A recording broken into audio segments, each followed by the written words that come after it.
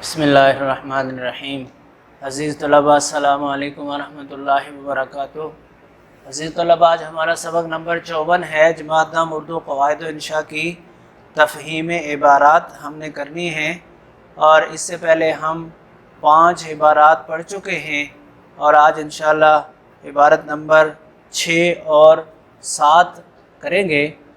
تفہیم عبارات آپ جانتے ہیں کہ جس کو آپ کمپریہنشن کہتے ہیں، یعنی آپ نے کوئی بھی پیراگراف پڑھا اور اس کو آپ نے کتنا سمجھا، تو سوالات جوابات کے انداز میں پھر وہ آپ کی گویا جانچ ہوتی ہے کہ جو آپ نے پڑھا وہ کتنا سمجھے۔ ہر سوال کا جواب اس پہرے کے اندر موجود ہوتا ہے 2 انداز میں، یا تو یہ کہ بالکل لکھا ہوا جملہ آپ کو مل جائے گا، اور یا یہ کہ جو بات آپ نے پڑھ لی اس سے متعلقہ کوئی بات اس کا جواب ہوگا۔ آج عبارت نمبر 6 دیکھیں کہ مختلف انسان مختلف زبانیں بولتے ہیں۔ زبانوں کو ان کے ماہروں نے مختلف خاندانوں پر تقسیم کر رکھا ہے۔ ان میں 2 خاندان بہت مشہور ہیں، ایک سامی اور دوسرا آریائی۔ سامی خاندان میں عربی اور عبرانی وغیرہ زبانیں شامل ہیں۔ آریائی خاندان میں نہ صرف پاکستان اور ہندوستان کی بہت سی زبانیں شامل ہیں، بلکہ یونانی، اطالوی، جرمن، فرانسیسی اور انگریزی زبانوں کا شمار بھی آریائی خاندان میں ہوتا ہے۔ دراصل آریائی خاندان زبانوں کا بہت بڑا خاندان ہے، اور اس سلسلے کا کوئی دوسرا خاندان اس کی وسعت کی برابری نہیں کر سکتا۔ زبانوں کے آریائی خاندان کی شعاعیں پاکستان، ایران، انگلستان اور یورپ کے مختلف ممالک تک پھیلی ہوئی ہیں۔ نوے بچوں، آپ نے ایک پہرا پڑھ لیا۔ پہرے میں بتایا یہ گیا کہ زبانوں کے جو ماہرین ہیں انہوں نے ویسے تو خاندان زیادہ بنے، لیکن مشہور بڑے 2 خاندان بنائے، ایک سامی اور دوسرا آریائی۔ سامی عربی اور عبرانی وغیرہ پر مشتمل ہے، باقی تقریباً زبانیں آریائی خاندان میں شمار کی ہیں، اور پاکستان ہندوستان کی کئی زبانیں، پھر اطالوی، جرمن، فرانسیسی، انگریزی، ان ساری زبانوں کا شمار آریائی خاندان میں ہوتا ہے۔ تو اس کے لیے اب سوال نمبر 1 ہے کہ زبانوں کے 2 مشہور خاندان کون کون سے ہیں؟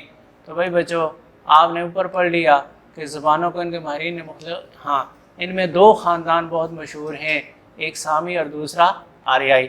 تو جواب کیا دیں گے آپ کہ زبانوں کے 2 مشہور خاندان یہ ہیں، نمبر 1 سامی اور نمبر 2 آریائی۔ اور سوال نمبر 2 ہے کہ عربی اور انگریزی زبانوں کے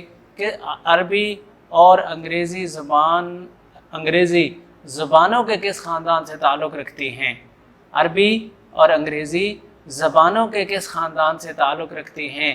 تو آپ جانتے ہیں کہ انگریزی آریائی خاندان سے تعلق رکھتی ہے اور عربی سامی خاندان سے تعلق رکھتی ہے۔ یہ آپ نے کہاں پڑھا؟ دیکھیں، سامی خاندان میں عربی اور عبرانی وغیرہ زبانیں شامل ہیں، آریائی خاندان میں آگے انگریزی۔ تو عربی کا خاندان الگ ہے اور انگریزی کا خاندان الگ ہے۔ عربی سامی خاندان سے تعلق رکھتی ہے اور انگریزی آریائی خاندان سے تعلق رکھتی ہے۔ آریائی خاندان کی جن زبانوں کا اوپر ذکر کیا گیا ان کے نام لکھیں۔ وہ کہتے ہیں کہ یہ آریائی خاندان بہت وسیع خاندان ہے۔ آریائی خاندان میں نہ صرف پاکستان ہندوستان کی بہت سی زبانیں شامل ہیں، بلکہ یونانی، اطالوی، جرمن، فرانسیسی اور انگریزی زبانوں کا شمار بھی اسی خاندان سے ہوتا ہے۔ اور اس کے بعد ہے دنیا کے کون کون سے ممالک ایسے ہیں جہاں آریائی خاندان کی زبانیں بولی جاتی ہیں؟ تو آپ دیکھیں، آریائی خاندان کی زبانیں نہ صرف پاکستان اور ہندوستان میں بولی جاتی ہیں، بلکہ یونان میں بھی، اور اسی طرح اطالوی زبان بھی وہی ہے، جرمن بھی وہی ہے، یعنی اٹلی، جرمنی، فرانس، اور اسی طرح پھر اگر انگریزی ہے تو اس کو کہیں گے یورپ۔ تو یہ سارے ملک ایسے ہیں جن میں یہ زبان بولی جاتی ہے۔ یہ آپ کے پیرے کے اندر کے ہی سارے سوال ہیں، اور اسی طرح 5واں سوال بھی ایسا ہی ہے کہ ہماری قومی زبان کس خاندان سے تعلق رکھتی ہے؟ تو انہوں نے کہا کہ پاکستان میں اور ہندوستان میں مختلف بولی جانے والی زبانیں آریائی خاندان سے تعلق رکھتی ہیں، تو پھر ہماری قومی زبان بھی کس سے تعلق رکھے گی؟ آریائی خاندان سے۔ تو ہم کہیں گے کہ ہماری قومی زبان آریائی خاندان سے تعلق رکھتی ہے۔ یہ جو سوالات کے جوابات ہیں بھائی بچوں، چاہے یہ تفہیم عبارت کے ہوں یا آپ کو وہ مختصر جوابات جو آپ کی کتاب میں مشقوں میں لکھے ہوئے ہیں، پہلے تو ان کی کوانٹٹی ملحوظ رکھی جاتی تھی، اب اس لیٹسٹ جو اسکیم آئی ہے اس میں پھر انہوں نے اس بات کو بھی ختم کر دیا، اور اب آپ کا جواب پورا ہونا چاہیے، کوانٹٹی کوئی نہیں، ہاں صرف کی ورڈز نہیں لکھنے۔ جیسے مثلا ہمارے قومی زبان کس خاندان سے تعلق رکھتی ہے، تو آپ کہہ دو آریائی خاندان، نہیں ایسا نہیں کہنا، آپ پورا جواب دو گے کہ ہمارے قومی زبان اردو آریائی خاندان سے تعلق رکھتی ہے، یوں آپ نے پورا جواب دینا ہے، چاہے وہ ایک لائن میں ہو یا آدھی لائن میں ہو یا 2 لائنوں میں ہو یا اس سے بھی زیادہ ہو جائے۔ تو اس طرح سے آپ نے جوابات دینے ہوئے بچوں۔ اس کے بعد ہے تفہیم عبارت نمبر 7 ہے کہ ہم اثروں اور ہم چشموں کی رقابت پرانی چیز ہے۔ ہم اثر اور ہم چشم کون سے لوگ ہوتے ہیں بھائی بچوں؟ ہم اثر ہوتے ہیں جن کا زمانہ ایک ہو، اور ہم چشم ایسے لوگ ہوتے ہیں جن کے کام میں مقابلہ پڑ جائے، کام ایک جیسے ہوں اور اس میں مقابلہ پڑ جائے، اس کو کہتے ہیں ہم چشم۔ تو ان کی رقابت یعنی ان کے آپس میں مقابلہ اور دشمنی بہت پرانی چیز ہے اور ہمیشہ سے چلی آتی ہے۔ جہاں تک مجھے ان سے گفتگو کا موقع ملا اور بعض اوقات چھیڑ کر اور کرید کر دیکھا، چھیڑ کر اور کرید کر دیکھا، مترادف لفظ بولے بھی بچوں، دیکھا اور ان کی تحریروں کے پڑھنے کا اتفاق ہوا، مولانا صاحب سے بری معلوم ہوتے ہیں۔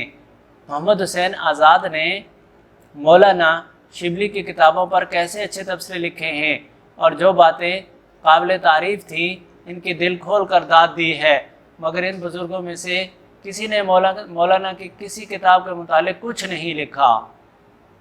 لاہور میں کرنل ہاررائٹ کے زیر ہدایت جو جدید رنگ کے مشاعرے ہوئے، ان میں آزاد اور حالی دونوں نے طب آزمائی کی۔ برکھا رد، حب وطن، نشاط امید اسی زمانے کی نظمیں ہیں۔ آزاد اپنے رنگ میں بے مثل نثار ہیں نثر لکھنے والے، مگر شعر کے کوچے میں ان کا قدم نہیں اٹھتا۔ لیکن مولانا کی انصاف پسندی ملاحظہ کیجیے کہ کیسے صاف لفظوں میں اس نئی تحریک کا سہرا آزاد کے سر باندھا ہے۔ ربی بچوں، اس میں کیا بتایا؟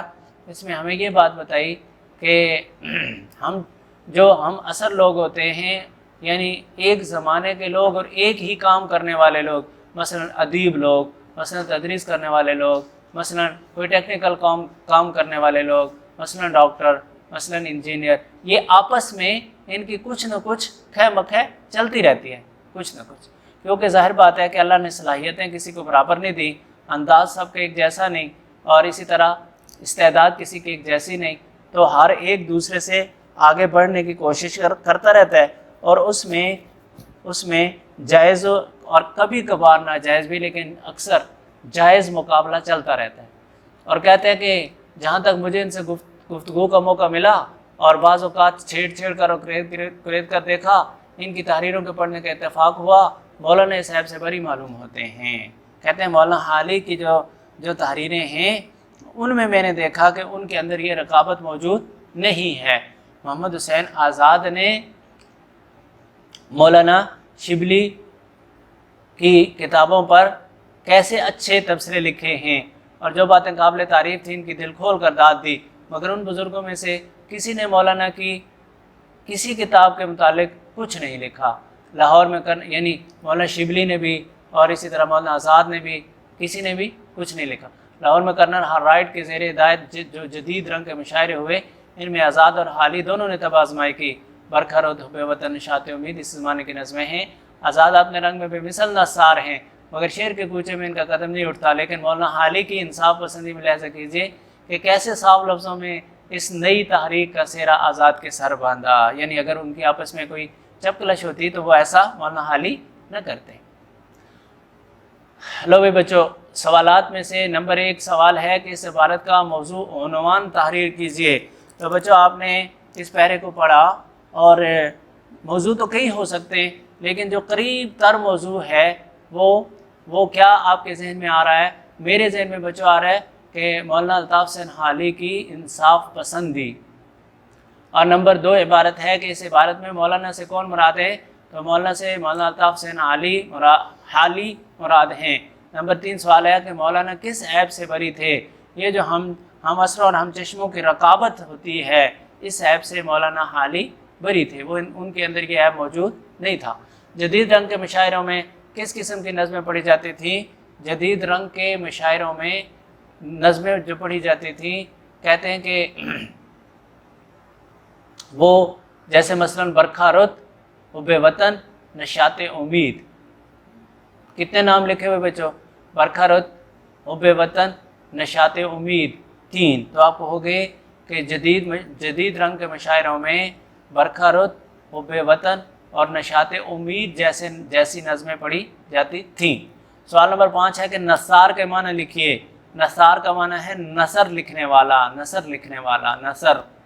مگر شعر کے کوچے میں ان کا قدم نہیں اٹھتا تھا کہ معنی بتائیے، یعنی شعر کی طرف نہیں آتے تھے، شعر کے کوچے میں ان کا قدم نہیں اٹھتا تھا، شعر کہنے اور لکھنے کی طرف نہیں آتے تھے۔ اچھا، اس کے بعد ہے داد دینا کے معنی۔ داد دینا، سراہنا اور ستائش پر مبنی الفاظ کہنا، سراہنا یا ستائش پر مبنی الفاظ کہنا۔ تبصرہ کسے کہتے ہیں بچوں؟ ایک ہوتا ہے تبصرہ، ایک ہوتی ہے تنقید۔ تبصرہ اور تنقید تقریباً ملتے جلتے ہیں۔ تنقید کہتے ہیں کسی بھی عبارت یا کسی بھی چیز کے مثبت اور منفی پہلوؤں کو اجاگر کرنا، لیکن منفی کی طرف رجحان ذرا زیادہ ہو، اور تبصرہ بھی اسی کو کہتے ہیں لیکن اس میں مثبت کی طرف ذرا رجحان زیادہ ہوتا ہے۔ تو سوال نمبر 1 عبارت کا عنوان مولانا الطاف حسین حالی کی انصاف پسندی۔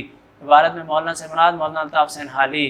مولانا کس عیب سے بری تھے؟ ہم چشموں اور عنصروں کی رقابت سے بری تھے۔ جدید رنگ کے مشاعروں میں برکھا رت، حب وطن اور نشاط امید جیسی نظمیں پڑھی جاتی تھیں۔ نثار کے معنی ہے نثر لکھنے والا یا کہنے والا، مگر شعر کے کوچے میں ان کا قدم نہیں اٹھتا تھا۔ اس کا معنی ہے شعر کی طرف وہ نہیں جاتے تھے، شعر نہیں لکھتے تھے۔ داد دینا کے معنی سراہنا یا ستائش پر مبنی جملے یا الفاظ کہنا۔ تبصرہ کہتے ہیں کہ کسی بھی تحریر یا تقریر کے مثبت اور منفی پہلوؤں کو اس طرح بیان کیا جائے کہ مثبت پہلو اس کے ذرا نمایاں رہیں۔ تو یہ آپ کی 2 تفہیم عبارات تھیں، اور بچوں ان کو آپ نے اسی طرح سے سوالات اور جوابات کے انداز میں ذہن نشین کرنا ہے۔ یہ آپ کا 10 نمبر کا سوال ہوگا، 10ویں کے پیپر کا آخری سوال۔ تو مجھے امید ہے کہ آپ سمجھ گئے ہوں گے۔ اللہ آپ کا حامی و ناصر ہو۔ والسلام علیکم ورحمۃ اللہ وبرکاتہ۔